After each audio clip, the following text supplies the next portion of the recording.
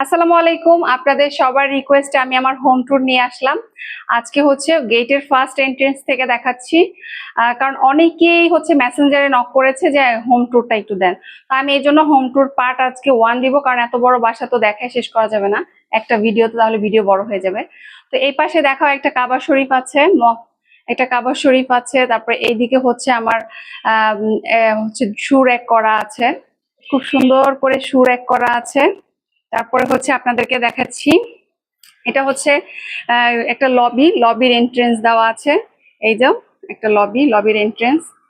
তারপরে হচ্ছে আপনাদের ঢুকতেই আমার ড্রয়িং রুমটা আপনাদেরকে ভালো মতো আমি দেখাচ্ছি।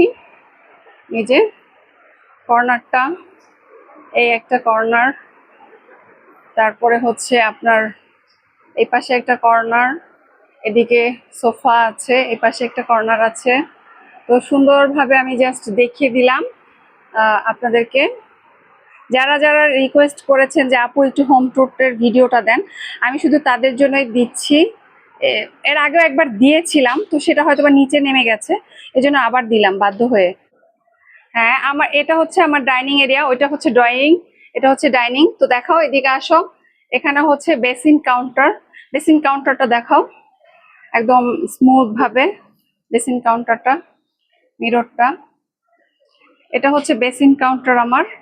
তার এই পাশে হচ্ছে আমার ডিনার ওয়াগন, এই পাশে হচ্ছে ডাইনিং টেবিলে এখন হচ্ছে খাবার রাখা আছে, এই যে খাবার রাখা আছে। তো এটা হচ্ছে ডিনার ওয়াগন। তারপরে হচ্ছে কিন্তু আমাদের গাছের আম, আমাদের গাছ থেকে নিয়ে আসছে সেই আম। কিচেন এরিয়াটা দেখাচ্ছি, এটা হলো কিচেন এরিয়া, একদম এখন ক্লিনিং চলছে দুপুর বেলা। কিচেন এরিয়া, এই তো এটা হচ্ছে ডাইনিং টেবিল। এদিকে হচ্ছে নামাজের রুম, এটা হলো আমাদের নামাজের রুম। নামাজের রুমটা হচ্ছে একটু দেখিয়ে দাও ভালো মতো। এখানে হচ্ছে নামাজ পড়ে, বাচ্চারা কোরআন পড়ে। তো হচ্ছে এদিকে ইয়া দেওয়া আছে, এদিকে আসো, চলে আসো। এখানে হচ্ছে একটা মিরর রাখা আছে, এই এরিয়াটাতে মিরর রাখা। আর এটা হচ্ছে পড়ার রুম।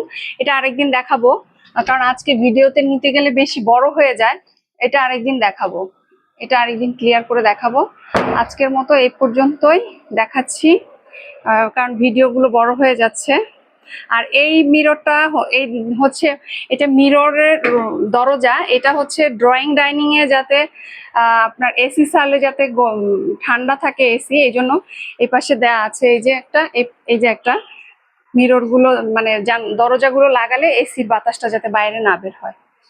তো আপনাদেরকে একটু একটু করে দেখিয়ে দিলাম।